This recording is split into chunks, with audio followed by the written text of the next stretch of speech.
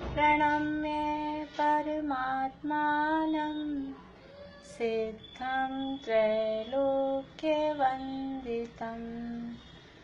स्वाभाविक चिदानन्द स्वरूपं निर्मलाव्ययम् शुद्धजीवादिद्रव्याणां देशकं च जिनेश्वरम् द्रव्यसंग्रहसूत्राणां वृत्तिं वक्षे समासतः जीवं दव्वम् जिणवरवसहेण जीर्णनेत्तिष्ठम् देविन्दविन्दवन्दं वन्दे तं सर्वदा शिरसा कहे जीव अजीव जिनवर वृषभ ने लोक में वे वंद्य सुरपति वृंद से वंदन करूं कर जोड़ में अट्ठ चतुर्णान दंसण सामन्नं जीवलक्षणं भणियं व्यवहारा शुद्धनया शुद्धं पुण्यदंसनं नाणम् निकम्मा अर्थिगुणा किं चूना चरम देदो सिद्धा तो यज्ञटिपानिचा उपाद्वयिं संस्था। हाँ, उपाद्वये हिम नहीं बोलना उसको, मैं बोलती हूँ, फिर से आप ध्यान से सुनिएगा सभी लोग। निकम्मा अठ गुणा किंचूणा चरम देह दो सिद्धा लोयगठिदा निच्चा उपाद्वये संयुक्ता। हिम नहीं है, वो इतना माँ पूरा नहीं है, माँ पे जोर भी नहीं है। उपाद्वये ही संयुक्ता, बस वो अंक की मात्रा थोड़ा सा बोलेगी और संयुक्ता उसके साथ। चलिए बढ़िया। 14वीं गाथा की चर्चा यहाँ वृहद्रव्य संग्रह में हमारी चल रही है। जीव का अधिकार है, जीव के बारे में वर्णन चल रहा है और जीव का वर्णन 9 अधिकारों के माध्यम से किया जा रहा है। पहला जीवो यानी जीव है, जीता है। उपभोगमो उपयोग में है। अमूर्तिक है, कर्ता है, भोक्ता है। स्वदेह परिमाण है, स्वदेह प्रमाण है, अपनी देह के प्रमाण रहता है। संसार में स्थित है और सिद्ध है और ऊर्ध्वगमन स्वभाव वाला है। तो 2 विशेषण यहाँ बचे थे और दोनों विशेषण इस 14वीं गाथा में बता रहे हैं कि जीव सिद्ध है और ऊर्ध्वगमन स्वभाव वाला है। ऊपर की ओर जाने का जीव का स्वभाव है। तो यहाँ अभी बात अपनी सबसे पहले चल रही है कि जीव सिद्ध है और सिद्धों के लिए यहाँ बताया कि सिद्ध कैसे हैं। निकम्मा निष्कर्म, कर्मों से रहित हैं। 8 गुणा 8 गुणों से सहित हैं। किंचित ऊन किंचुणा, किंचित ऊन यानी कुछ कम। चरम देह दो, चरम शरीर से, अंतिम शरीर से किंचित कम आकार वाले, ऐसे वो सिद्ध भगवान होते हैं, सिद्ध हैं। सिद्ध हैं ये कहकर सिद्ध होते हैं। दुनिया में सिद्धों का अस्तित्व है, अस्तित्व बताया और फिर उनका स्वरूप बताया। देखिए पेज नंबर 50 पर। पुस्तक सभी के पास में है या शेयर करनी है? नहीं है। शेयर कर सकते हो प्रीति, आप शेयर कर सकते हो? हाँ मैं करती हूँ। हाँ वो आप इनेबल कर दो। हाँ कर दिया। देखिए पेज नंबर 50 पे वृहद्रव्य संग्रह में गाथा का अर्थ और सामान्य अर्थ हुआ था, अब उसका विस्तार बता रहे हैं। उस पैराग्राफ को दोबारा से पढ़ के आगे बढ़ेंगे हम। अब विस्तार कहा जाता है। कर्म शत्रुओं के विध्वंसक स्व शुद्धात्मा की संवित्ति के यानी संवेदन के बल से ज्ञानावर्णादि मूल और उत्तर समस्त कर्म प्रकृतियों का विनाश करने के कारण सिद्ध भगवान 8 कर्म से रहित हैं। 3 बातें इस एक वाक्य में बताई गई हैं कि सिद्ध भगवान 8 कर्म से रहित हैं। तो 8 कर्मों से रहित क्यों हैं और वो 8 कर्मों से रहित कैसे हुए हैं। पहली बात तो कि सिद्ध भगवान 8 कर्मों से रहित हैं, एक बात। फिर वो 8 कर्मों से रहित क्यों हुए हैं, क्योंकि उन्होंने समस्त कर्म प्रकृतियों का नाश कर दिया है। और फिर तीसरी बात कि वो समस्त कर्म प्रकृतियों का नाश किस बल पे किया, क्या था उनके पास, क्या शक्ति थी, किस शक्ति के आधार पर उन्होंने कर्मों का नाश किया। तो वो शक्ति है अपने आत्मा का संवेदन, स्व शुद्धात्मा की संवित्ति। और वह स्व शुद्धात्मा की संवित्ति ही कर्म शत्रुओं की विध्वंसक है, नाश करने वाली है। ये सिद्ध भगवान 8 कर्म से रहित हैं, ये बताया। अब आगे कह रहे हैं, ये गाथा भी हम बोलते हैं, जो 8 गुणों वाली गाथा है, इसको भी हम बोलते हैं साथ में अभी। सम्मत्णान दंसण वीर्य सुहुमं तहेव अवगहणम् अगुरुलहु अवबाहम् 8 गुणा होन्ति सिद्धाणम्। बीच में है, थोड़ा सा बोल्ड टाइप है, आप लोगों को मिली होगी। फिर से बोलते हैं एक बार। सम्मत्णान दंसण वीर्य सुहुमं तहेव अवगहणम् अगुरुलहु अवबाहम् 8 गुणा होन्ति सिद्धाणम्। सम्यक्त्व, ज्ञान, दर्शन, वीर्य, सूक्ष्मत्व, अवगाहन, अगुरु, लघु और अव्याबाद, ये सिद्धों के 8 गुण होते हैं। इस गाथा में कथित क्रम पूर्वक 8 कर्म रहित सिद्धों के 8 गुण कहे जाते हैं। इस गाथा में कथित यानी ये जो गाथा अभी हमने बोली, इस गाथा में जिस क्रम से गुणों के नाम बताए हैं उसी क्रम से अब यहाँ नीचे इसकी व्याख्या विस्तार किया जा रहा है। देखिए आगे। केवल ज्ञानादि गुणों के स्थान रूप, ये यहाँ पढ़ रहे हैं, आप लोगों को स्क्रीन पे जिनको देखना है वो देख लें, नीचे से सेकंड पैरा है। केवल ज्ञानादि गुणों के स्थान रूप निज शुद्धात्मा ही उपादेय है। ऐसी रुचि रूप निश्चय सम्यक्त्व जो पहले तपश्चर्या की अवस्था में भावित किया था, भावना की थी, अनुभव किया था, उसके फलभूत समस्त जीवादि तत्वों के विषय में विपरीत अभिनिवेश रहित परिणति रूप परम शायिक सम्यक्त्व कहलाता है। सबसे पहला गुण बताया है शायिक सम्यक्त्व। शायिक सम्यक्त्व, वो शायिक सम्यक्त्व कैसा है, तो सबसे पहले देखिए कि यहाँ नीचे से चलेंगे अपन, पीछे से लास्ट की तरफ से। समस्त जीवादि तत्वों के विषय में विपरीत अभिनिवेश रहित परिणति रूप परम शायिक सम्यक्त्व। शायिक सम्यक्त्व कैसा है कि जीवादि तत्वों के विषय में, यानी 7 तत्व हैं, प्रयोजनभूत 7 तत्व हैं।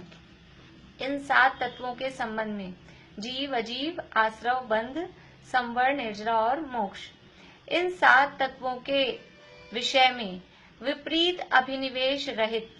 विपरीत अभिनिवेश, विपरीत यानी तो विपरीत, उल्टा। अभिनिवेश का मतलब है अभिप्राय। अभिप्राय मतलब उनका स्वरूप गलत समझना, वो है अभिनिवेश। तो इन 7 तत्वों के विषय में विपरीत अभिनिवेश रहित परिणति रूप। कैसी परिणति है, देखिए सम्यक्त्व श्रद्धा गुण का परिणमन है, और श्रद्धा मतलब हमारा अभिप्राय, हमारी मान्यता। और सम्यक दर्शन, सम्यक यानी सम्यक दर्शन समझना यहाँ पर अभी। तो सम्यक दर्शन, और सम्यक दर्शन का अपोजिट है मिथ्या दर्शन। मिथ्या दर्शन की परिभाषा अभी 4थे अधिकार में शाम को मोक्षांग प्रकाशक में हम देख रहे हैं कि अतत्व का श्रद्धान, उसका नाम मिथ्या दर्शन है। अतत्व यानी जो तत्व नहीं है उनको तत्व मानना, वो अतत्व का श्रद्धान। अतत्व यानी मिथ्या, जो सही नहीं है, और श्रद्धान यानी उनको मानना, उनका स्वरूप वैसा मानना, वो दर्शन। तो वो मिथ्या दर्शन हुआ। दूसरी तरफ से कहें तो तत्वों का अश्रद्धान, तत्व क्या है? जीव, अजीव, आश्रव, बंध, संवर, निष्ठा और मोक्ष, ये तत्व हैं। इन तत्वों का जो स्वरूप है वो स्वरूप नहीं मानना, जैसा इनका स्वरूप है। स्वरूप का मतलब क्या है? स्वरूप का मतलब है कि जीव किसे कहते हैं, अजीव किसे कहते हैं, आश्रव, बंध, संवर, निष्ठा और मोक्ष किसे कहते हैं। खाली किसे कहते हैं, उनकी परिभाषा जान लेना ये स्वरूप नहीं है। 7 तत्वों की परिभाषा जान लेना ये उनका स्वरूप के संबंध में सही मान्यता होना, ऐसा नहीं है। 7 तत्वों के संबंध में उनकी परिभाषा तो जानना ही जानना, साथ में इसमें से कौन से हे हैं, कौन से उपादेय हैं, क्या मैं हूं, क्या पर है, क्या सुख का कारण है, क्या दुख का कारण है। जब तक ये नहीं जाना जाएगा तब तक उनका स्वरूप जानना नहीं होता। परिभाषा जानना भी कब होगी सच्ची? कि वो परिभाषा जान के, आश्रव की परिभाषा जानी कि ये मोह राग द्वेष परिणाम है, ये आश्रव भाव है, तो ये बात समझते ही, और आश्रव से बंध होता है, ये बात समझने पर ये आश्रव और बंध हमको दुख के कारण है, ये मुझे दुख के कारण है, ये संसार में रुलाने के कारण है, ऐसा मानना, ये वो आश्रव बंध तत्व का श्रद्धान है। खाली परिभाषा जान ली कि आश्रव 2 प्रकार का है, द्रव्य आश्रव, भाव आश्रव, मिथ्यात्ववृत्ति, प्रमाद, कषाय योग, ये बंध के कारण है। खाली शब्दों में जानना, वो वास्तव में वो उसका श्रद्धान नहीं है। श्रद्धान का मतलब है कि उनका स्वरूप का मतलब उसमें हे उपादेयपना, उसमें सुख दुख के कारण पने की जो मान्यता है, इसमें से मैं क्या हूँ, पर क्या है, आपा पर की जो भेद विज्ञान वाली बात है, उसका नाम उसका श्रद्धान है। तो यहाँ कह रहे हैं समस्त जीवादि तत्वों के विषय में विपरीत अभिनिवेश रहित परिणति। विपरीत अभिनिवेश रहित परिणति यानी कि उल्टी मान्यता संबंधी जो हमारी परिणति चल रही थी, 7 तत्वों के संबंध में जो विपरीत मान्यता चल रही थी। क्या विपरीत मान्यता चल रही थी? कि जो मैं हूँ अपने को जाना नहीं, और जो पर था उसको मैं मान लिया। अपने को जाना नहीं, पर को निज मान लिया। ये स्वयं के संबंध में, जीव अजीव के संबंध में विपरीत मान्यता हुई। और जो दुख के कारण थे आश्रव और बंध, उनको सुख का कारण मान लिया। और जो संवर और निर्जरा सुख के कारण थे, उनको दुख का कारण मान लिया। आत्म हित हेतु विराग ज्ञान ते लखे आपको कष्ट दान। अभी ये जो समझ लीजिए पर्व के दिन चल रहे हैं, व्रत संयम के दिन चल रहे हैं, तो कुछ लोगों को आनंद आता है कि अभी पर्व के दिन है, अच्छा है, अभी इतनी जल्दी निकल गए, 2 ही दिन बचे हैं। और कुछ ऐसे होते हैं वो भी ऐसा कहते हैं, हाँ 2 ही दिन बचे हैं। वो कैसा है, कुछ जो उसको पर्व में खुशी मानते हैं, ये पर्व के दिन आए हैं, व्रत संयम के दिन आए हैं, आत्मा आराधना के दिन आए हैं, वो अच्छे लगते हैं, तो वो खुशी मानते हैं और वो सोचते हैं कि भी 2 ही दिन बचे, इतनी जल्दी दिन गुजर गए। और जो कष्टदायक मान रहे थे कि 10 दिन जैसे तैसे निकले हैं, 10 दिन तक हरी नहीं खाने को मिलेगी, 10 दिन तक बार बार में खाने को नहीं मिलेगा, और कुछ इधर उधर का खाने को नहीं मिलेगा, और भी जो भी बातें हैं, तो जिनको वो बोझा लग रहा था, वो कष्टदायी लग रहा था, तो लगता है चलो निकल गए 8 दिन, 2 ही दिन बचे, छुट्टी, अब तो परसों 2 दिन बाद तो अपन ये करेंगे, ये करेंगे, ये करेंगे।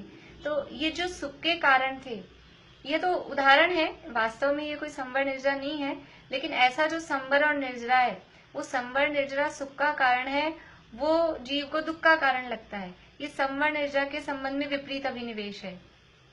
और जो आश्रव बंध दुख के कारण थे, वो सुख के कारण लग रहे हैं। मोह राग द्वेष में मजा आ रहा है, मोह राग द्वेष कर करके दुखी हो रहे हैं, पर ये मोह का इतना, टोडामल जी साहब ने उसको मोह की महिमा लिखा है कि इतनी मोह की महिमा है, इतना प्रभाव है कि वो दुख की अवस्था में जीव दुख फील ही नहीं करता है, उसी में आनंद आ रहा है, उसी में बढ़िया लगता है कि ठीक है अपने तो ऐसे ही यही चल रहा है, दुख मानते ही नहीं है। ये है उन जीवादि तत्वों के विषय में विपरीत अभिनिवेश, ये विपरीत अभिप्राय। मोक्ष जो सुख स्वरूप है, सुख रूप दशा है, उस मोक्ष को सुख रूप नहीं जानना, सुख रूप नहीं मानना, ये 7 तत्वों के संबंध में विपरीत अभिनिवेश। तो ऐसे समस्त जीवादि तत्वों के विषय में विपरीत अभिनिवेश रहित परिणति रूप, बिल्कुल अब किसी भी प्रकार का विपरीत अभिप्राय इन 7 तत्वों के विषय में नहीं है, वो है परम शायिक सम्यक्त्व। परम मतलब सर्वोत्कृष्ट, परम शब्द लगाया तो शायिक सम्यक दर्शन यद्यपि चौथे गुण स्थान से प्रकट हो जाता है, चौथे में भी शायिक सम्यक दर्शन है, फिर पांचवें छठे सिद्धों तक वो चलेगा, लेकिन फिर भी चौथे में जो शायिक सम्यक्त्व प्रकट हुआ और अनंत दशा में अथवा सिद्ध दशा में जो शायिक सम्यक्त्व है, वहाँ क्या फर्क है? कर्म प्रकृतियों के अभाव की तरफ से देखेंगे तो कोई फर्क नहीं है। जो सम्यक्त्व की विरोधी 7 प्रकृतियां थी, 3 दर्शन मोहनी की, 4 अनंत अनुबंधी, ये जो सम्यक्त्व की विरोधी 7 प्रकृतियां हैं, उन 7 का क्षय चौथे गुण स्थान में भी क्षय है और सिद्धों तक भी क्षय ही है, नष्ट ही है। इस अपेक्षा से तो कोई फर्क नहीं है, लेकिन फिर भी उसकी प्रगाढ़ता में चौथे गुण स्थान वाले शायिक सम्यक्त्व में और सिद्धों वाले शायिक सम्यक्त्व में, सिद्धों का जो शायिक सम्यक्त्व है वो कहलाता है परमावगाढ़। हमने गुणस्थान का प्रकरण पढ़ते समय वहां सम्यक्त्व देखा, तब वहां देखा है परम अवगाढ़ सम्यक्त्व, ऐसा परम यथाख्यात चारित्र, परम शब्द वहां लगाया, तो थोड़ा सा कुछ स्पेशलिटी बताने के लिए परम शब्द लगाया है। यद्यपि कर्म के अभाव की तरफ से देखेंगे और श्रद्धा की तरफ से भी देखेंगे तो ऐसा कोई फर्क नहीं है। जो क्वालिटी श्रद्धा की चौथे गुण स्थान में है वही क्वालिटी सिद्धों में है। हाँ बोलिए निशांती।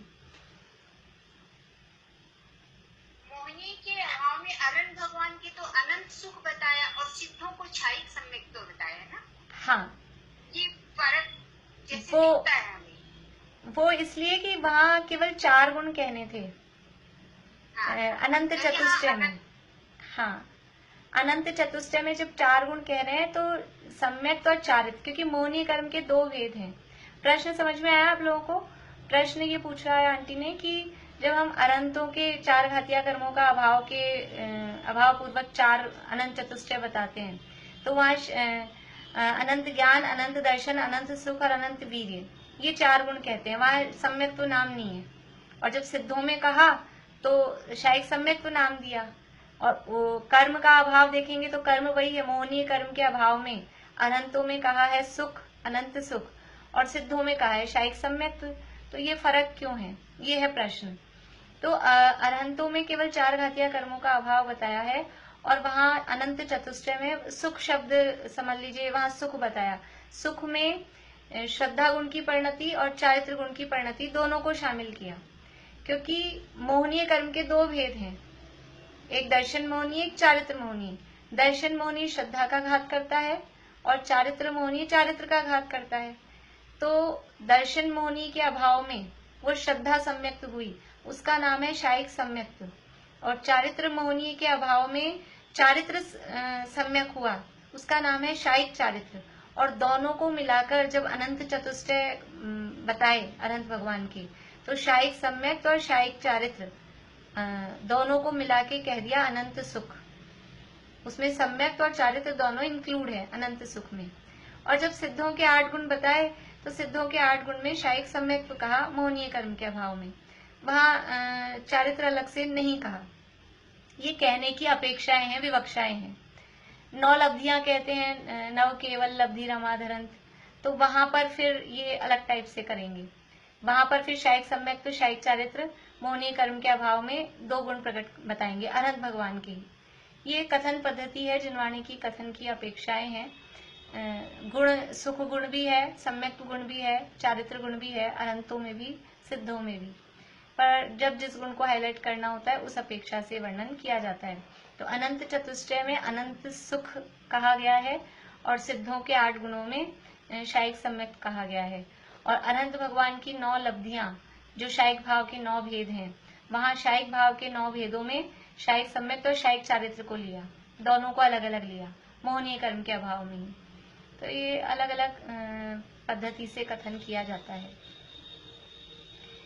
देखिए, तो समस्त जीवादि तत्वों के विषय में विपरीत अभिनिवेश रहित परिणति रूप परम शायिक सम्यक्त है। ये तो शायिक सम्यक्त है, लेकिन ये प्रकट कैसे हुआ है, किसके फल में प्रकट हुआ है? देखिए वो ऊपर वापस से, केवल ज्ञानादि गुणों के स्थान रूप निर्शुद्धात्मा ही उपादेय है, ऐसी रुचि रूप निश्चय सम्यक्त। निश्चय सम्यक्त किसे कहते हैं? पर द्रव्यंते भिन्न आप में रुचि सम्यक्त्व भला है, ये निश्चय सम्यक्त की परिभाषा है, छैड़ाला में दी। पर पदार्थों से भिन्न अपने आत्मा की रुचि, वो सम्यक्त भला, भला मतलब निश्चय सम्यक दर्शन है। यहाँ भी वही बात कह रहे हैं, केवल ज्ञानादि गुणों के स्थान रूप निज शुद्ध, अभी इसको भी छोड़िए, केवल ज्ञानादि गुणों के स्थान रूप इसको छोड़िए, अभी इतना पढ़ते हैं। निज शुद्धात्मा ही उपादेय है, ऐसी रुचि रूप निश्चय सम्यक। ये निश्चय सम्यक की परिभाषा, कि अपना आत्मा ही उपादेय है, ऐसी रुचि का नाम निश्चय सम्यक है। वास्तव में निश्चय ऐसे, वास्तव में सम्यक दर्शन क्या है कि अपने आत्मा ही उपादेय है, ऐसी रुचि, पर द्रव्यंते भिन्न आप में रुचि, वो है निज शुद्धात्मा ही उपादेय है, ऐसी रुचि, ये निश्चय सम्यक है। और ये निज शुद्धात्मा कैसा है? वो निज शुद्धात्मा है केवल ज्ञानादि गुणों के स्थान रूप। अपना आत्मा कैसा है कि अपना आत्मा में केवल ज्ञान, केवल दर्शन, अनंत सुख, अनंत वीर्य आदि अनंत गुणों का स्थान, अनंत गुणों का घर, जिसमें ऐसे अनंत गुण रहते हैं, ऐसा मैं शुद्धात्मा हूँ। केवल ज्ञानादि गुणों के स्थान रूप, केवल ज्ञान, केवल दर्शन, ये जो अनंत गुण है, ये जो निर्मल गुण है, निर्मल पर्याय हैं, अनंत गुण हैं, ये कहाँ प्रकट होते हैं? ये अपने आत्मा में ही प्रकट होते हैं। तो केवल ज्ञानादि गुणों के स्थान रूप निज शुद्धात्मा ही उपादेय है, ऐसी रुचि रूप निश्चय सम्यक। इतना हुआ। अब इस निश्चय सम्यक के साथ क्या है कि जो पहले तपश्चर्या की अवस्था में भावित किया था, ये जो निश्चय सम्यक तो पहले प्रकट हुआ था, कब प्रकट हुआ था? तपश्चर्या की अवस्था में। ये निश्चय सम्यक दर्शन अथवा शायिक सम्यक दर्शन कहें, वो कब प्रकट हो जाता है? मैक्सिमम किस गुण स्थान तक तो शायिक सम्यक तो हो ही जाएगा, शायिक सम्यक तो उसके बाद ऊपर चलेंगे, तो कौन सा गुण स्थान होगा? बोलिए निशांटी। 8वें गुण स्थान में। हाँ, 7वें में तो होगा ही। अगर ऊपर जाना है, अब मोक्ष जाना है, तो फिर ऐसा नहीं होगा कि 8वें गुण स्थान में शायिक सम्यक तो हो रहा है। 7वें तक, या तो 4थे में हो जाए, 5वें में हो जाए, या 6ठे 7वें में हो जाए। तो ये जो कह रहे हैं पहले तपश्चर्या की अवस्था में, तो ये समझ लीजिए 6ठा 7वां जो गुणस्थान है तपश्चर्या की अवस्था है। तो तपश्चर्या की अवस्था में भावित किया था, मतलब उसकी भावना की थी। भावना की थी मतलब अनुभव किया था। भावना का अर्थ ऐसा नहीं कि अभी है नहीं, हम उसकी भावना भा रहे हैं। भावना के 2 अर्थ होते हैं। एक तो जो चीज हमारे पास में नहीं है उसकी हम भावना भाते हैं। जैसे हम भावना भाते हैं कि चतुर्दशी के दिन तो मंदिर खुल जाए, या अभी मंदिर बंद है, तो अभी जो चीज नहीं है उसकी हम भावना भाते हैं। एक तो ये भावना का अर्थ, और दूसरा ऐसा ये अनुभव रूप, फीलिंग रूप, उसको भी भावना शब्द यहाँ पर कहते हैं।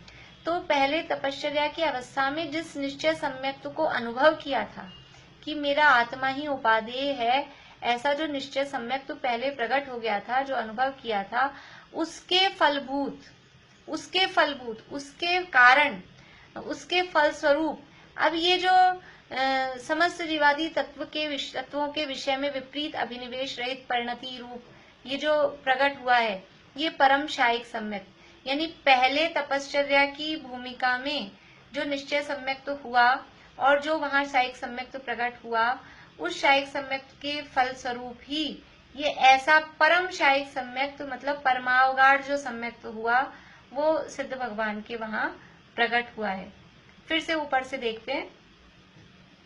केवल ज्ञानादि गुणों के स्थान रूप निज शुद्धात्मा ही उपादेय है, ऐसी रुचि रूप निश्चय सम्यक्त जो पहले तपश्चर्या की अवस्था में भावित किया था, यानी पहले जब मुनि दशा में थे, निचली भूमिका में थे, तब ऐसा वो निश्चय सम्यक्त प्रकट किया था, उस निश्चय सम्यक्त का अनुभव किया था। वो निश्चय सम्यक्त रूप हम थे, जो मुनिराज थे, हम मीन्स जो मुनिराज थे, वो उस निश्चय सम्यक्त रूप थे। उस निश्चय सम्यक्त रूप अपनी शुद्धात्मा का अनुभव कर रहे थे। अब वो जो अनुभव किया निश्चय सम्यक पर द्रव्यंते भिन्न आप में रुचि, तो वो जो आत्मा के अनुभव रूप जो उनकी परिणति थी, उसके फलस्वरूप ऐसा उनकी परिणति हुई कि समस्त जीवादि तत्वों के विषय में बिल्कुल विपरीत अभिप्राय उनका खत्म हो गया, और वो जो उनका सम्यक्त प्रकट हुआ वो परम शायिक सम्यक्त्व कहलाता है। ये परम शायिक सम्यक्त है।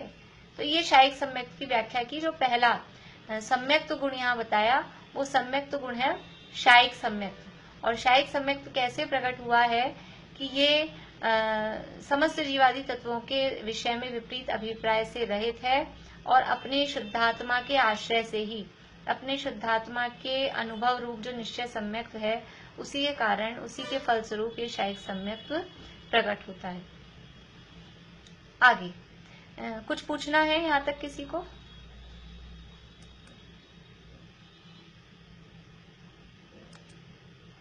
नहीं है कोई भी? चलिए आगे। पहले मेरे को पूछना है। हाँ बोलिए। आपने जो ये भी स्टार्टिंग में ही थोड़ी मिस हो गई थी, तो ये जो सिद्धों के 8 गुण हैं उसी के बारे में बताया है ना, ये पहला जो बताया। हाँ, ये जो 8 गुणों में पहला सम्यक गुण है उसी का वर्णन ये चल रहा है कि वो कैसे प्रकट हुआ है। पहले छद्मस्त अवस्था में भावित किया हुआ, यानी भावना में आया हुआ, अनुभव किया हुआ, निर्विकार स्व संवेदन ज्ञान के फलभूत, युगपद लोक और अलोक की समस्त वस्तुओं के विशेषों का ज्ञाता केवल ज्ञान है। केवल ज्ञान। अब दूसरा गुण कौन सा है? पहला था सम्मत, दूसरा नाण। नाण यानी ज्ञान, ज्ञान यानी केवल ज्ञान। वो केवल ज्ञान कैसा है कि पहले छद्मस अवस्था में भावित किया हुआ, ये शब्द आएगा बार बार में। भावित किया हुआ मतलब भावना में आया, अनुभव में आया। छद्मस्त अवस्था में ही अनुभव में आ गया। देखो ये बात कह के बार बार में ही कह रहे हैं, कोई ऐसा समझे कि ये आत्मा का अनुभव तो केवल ज्ञान होने पर होता होगा, भगवान बनने पर आत्मा का अनुभव होता होगा, ऐसा नहीं है। वो छद्मस्त अवस्था में ही आत्मा का अनुभव, निज शुद्धात्मा की रुचि रूप जो निश्चय सम्यक्त्व है, वो वहां पहले ही प्रकट हो जाता है। निर्विकार स्व संवेदन, ये यहाँ लिखा है शब्द। तो ऐसा कोई सोचे, जैसा मोक्षा प्रकाशक में भी चौथे अधिकार में प्रश्न उठाया कि जब तक जानेगा तो श्रद्धान होगा, तो जब तक केवल ज्ञान नहीं होगा तब तक हमारा श्रद्धान भी सही नहीं होगा, ऐसा वहां प्रश्न उठाया। तो उसका यहाँ निराकरण कर रहे हैं कि श्रद्धान को सही करने के लिए केवल ज्ञान होना, भगवान बनना वो जरूरी नहीं है। पहले श्रद्धान सही होता है, उसके बाद में भगवान बना जाता है। श्रद्धान सही वो छद्मस्त अवस्था में ही हो जाता है। हाँ चमिला आंटी कुछ पूछ रहे हैं आप? ये सम्यक्त्व जो प्राप्त होता है, ये मतलब किसके नष्ट होने पर होता है? कौन से गुण के नष्ट होने पर? गुण के नष्ट होने पर नहीं, कर्म के नष्ट होने पर। हाँ, दर्शन मोहनीय, मुख्य रूप से दर्शन मोहनीय मिथ्यात्व और उसके साथ में अनंतानुबंधी। मिथ्यात्व और अनंतानुबंधी के अभाव होने पर, तो अगर उसका उपशम होता है तो औपशमिक, क्षय उपशम होता है तो क्षयपशमिक, और अगर क्षय हो गया है तो शायिक, उस हिसाब से वो सम्यक्त्व में बदलाव होता है। छद्मस्त अवस्था क्या होती है दीदी? छद्मस्त अवस्था का मतलब है जब तक भगवान नहीं बने, केवल ज्ञान नहीं हुआ, तब तक की वो दशा कहलाती है छद्मस्त अवस्था। यानी कि मुनि दशा की अवस्था समझ लीजिए। मुख्य रूप से मुनि दशा की अवस्था को छद्मस्त कहते हैं, और थोड़ा हम उसको बड़े लेवल पे देखें तो जो भी जीव ज्ञानावरण दर्शनावरण कर्मों के उदय से सहित हैं, वो सब छद्मस्त हैं। तो हमारे भी अभी ज्ञानावरण दर्शनावरण का उदय है, लेकिन हम तो मिथ्यादृष्टि हैं। तो छद्मस्त शब्द जो यूज आता है, वो छद्मस्त शब्द मुख्य रूप से साधक की दशा में, मुनि दशा की अवस्था में छद्मस्त शब्द यूज में आता है। तो जब तक केवल ज्ञान नहीं हुआ, उस केवल ज्ञान के पहले की दशा वो छद्मस्त दशा कहलाती है। तो पहले छद्मस्त अवस्था में, यानी जो निचली भूमिका थी, भगवान बनने से पूर्व की भूमिका थी। छद्म का अर्थ होता है आवरण, और स्थ यानी उसमें स्थित, जो आवरण में स्थित है। और आवरण क्या है? 8 कर्मों में 2 कर्मों के साथ आवरण शब्द लगा है, ज्ञानावरण दर्शनावरण। तो ये जो ज्ञानावरण दर्शनावरण कर्मों से जो सहित हैं वो कहलाते हैं छद्मस्त। और जो ज्ञानावरण दर्शनावरण से सहित हैं, वो अकेले ज्ञानावरण दर्शनावरण से ही सहित नहीं होते, वो अंतराय से भी सहित होते हैं। मोहनीय का अभाव हो सकता है चौथे गुणस्थान से, लेकिन ज्ञानावरण दर्शनावरण और अंतराय कर्मों से जो सहित हैं, वो दशा कहलाती है छद्मस्त। 12वें गुणस्थान तक के जीव छद्मस्त कहलाते हैं। तो पहले छद्मस्त अवस्था में भावित किया हुआ, भावना में आया हुआ, अनुभव किया हुआ, निर्विकार स्व संवेदन ज्ञान के फलभूत, युगपत लोक और अलोक की समस्त वस्तुओं के विशेषों का ज्ञाता केवल ज्ञान है। उसी तरह से हम देखें नीचे से यानी पीछे से, केवल ज्ञान क्या है? युगपत लोक और अलोक की समस्त वस्तुओं के विशेषों का ज्ञाता। ये कितनी छोटी परिभाषा दी है केवल ज्ञान की। केवल ज्ञान की परिभाषा हम क्या बोलते हैं? जो अलोक सहित लोक की और तीनों कालों की समस्त द्रव्यों को, उनके समस्त गुणों को, उनकी समस्त पर्यायों को एक साथ एक समय में जानता है, उसे केवल ज्ञान कहते हैं। उसी चीज को यहाँ समराइज करके कहा है। देखो युगपत, युगपत का मतलब है एक साथ। लोक और अलोक, लोक और अलोक की यानी जो लोक है जहाँ छह द्रव्य पाए जाते हैं वह लोक, और जहाँ केवल आकाश है, बाकी के 5 द्रव्य नहीं है, वो कहलाता है अलोक। तो एक साथ लोक और अलोक की समस्त वस्तुओं के विशेषों का ज्ञाता। समस्त वस्तुएं यानी जितने भी द्रव्य हैं, उन द्रव्यों के विशेष, विशेष का मतलब है उनके समस्त गुण और उनकी समस्त पर्याय। विशेष शब्द में गुणों को भी गर्भित करेंगे और पर्यायों को भी गर्भित करेंगे। तो और वस्तुएं यानी द्रव्य, तो समस्त द्रव्यों के समस्त गुणों को और उनकी समस्त पर्यायों को। तो समस्त पर्याय, अब इसमें त्रिकालवर्ती शब्द तो रह ही गया, त्रिकालवर्ती कहाँ से निकलेगा? तो ये जो समस्त पर्याय कहीं, तो पर्याय तीनों काल की होती हैं। भूतकाल की भी पर्याय है, वर्तमान की भी पर्याय है और भविष्य की भी पर्याय है। तो ये समस्त विशेषों, विशेषों शब्द में त्रिकालवर्ती, त्रिकालवर्ती गुण तो हमेशा रहते ही हैं, गुण तो त्रिकाल ही रहते हैं, और पर्याय हर समय बदलती रहती हैं। तो वो जो पर्याय हर समय बदल रही हैं, तो भूतकाल में जितनी पर्याय हो गई हैं उनको, वर्तमान में जो हो रही है उनको, और भविष्य में जो होंगी उनको, ऐसे त्रिकालवर्ती समस्त पर्यायों का भी जो ज्ञाता है यानी जो जानता है, वो केवल ज्ञान है। यानी एक साथ लोक और अलोक के समस्त द्रव्यों के समस्त गुणों को, उनकी त्रिकालवर्ती समस्त पर्यायों को एक साथ जाने, ज्ञाता यानी जानने वाला, वो केवल ज्ञान है। ये केवल ज्ञान की बात बताई। देखिए कुछ 4-5 मिनट ही बाकी हैं, मुझे यहाँ दिख नहीं पा रहा है, 4-5 मिनट ही बाकी होंगे, क्लास अपनी पूरी हो जाएगी। ये थोड़ा सा अपन इसको पूरा कर लेते हैं। लोक का मतलब समझ में नहीं आया। लोक का मतलब है जो अपन रचना 3रे अध्याय में पढ़ रहे हैं, जो हमने देखा था, जहाँ लोक कहते हैं जहाँ 6 द्रव्य पाए जाते हैं, उसे कहते हैं लोक। ये जो रचना हम पढ़ रहे हैं, 3 लोक, 343 घन राजू का है, 14 राजू ऊंचा है, इस तरह से जो हम पढ़ रहे हैं वो कहलाता है लोक। और लोक किसे कहते हैं? कि जहाँ 6 द्रव्य, जीव, पुद्गल, धर्म, अधर्म, आकाश और काल, ये 6 द्रव्य जहाँ पाए जाते हैं वो कहलाता है लोक। और जहाँ 6 द्रव्य नहीं पाए जाते, केवल आकाश ही है जहाँ पर, वो कहलाता है अलोक। जहाँ जीव, पुद्गल, धर्म, अधर्म और काल द्रव्य नहीं है, अकेला आकाश ही द्रव्य है, वो कहलाता है अलोक। और जहाँ 6 द्रव्य हैं वो कहलाता है लोक। तो वो एरिया है जहाँ 6 द्रव्य हैं, वो 343 घन राजू का जो एरिया है वो कहलाता है लोक, और बाकी उसके अलावा है जितना आकाश है वो सब अलोक। तो ऐसा लोक और अलोक की समस्त वस्तुओं के यानी समस्त द्रव्यों के विशेषों का, अर्थात उनके समस्त गुणों का और त्रिकालवर्ती समस्त पर्यायों को जानने वाला वो केवल ज्ञान है। अब ये केवल ज्ञान कैसे प्रकट हुआ है, किसके फलस्वरूप प्रकट हुआ है? कि पहले छद्मस्त अवस्था में भावित किया, यानी जो हमने अनुभव किया था, ऐसा वो निर्विकार स्व संवेदन ज्ञान। निर्विकार यानी विकार से रहित, स्व संवेदन, स्व यानी अपना, और संवेदन यानी अनुभव, अपनी आत्मा का जो अनुभव हुआ और उस अनुभव का जो हमने जाना, ऐसा स्व संवेदन जो ज्ञान हमें हुआ, और वो स्व संवेदन ज्ञान था निर्विकार। निर्विकार मतलब कि कर्मों से रहित, कर्मों से रहित यानी आत्मा को जो हमने स्व अनुभव किया ना, जो आत्मा का अनुभव होता है वो कर्मों से सहित आत्मा का अनुभव नहीं होता है।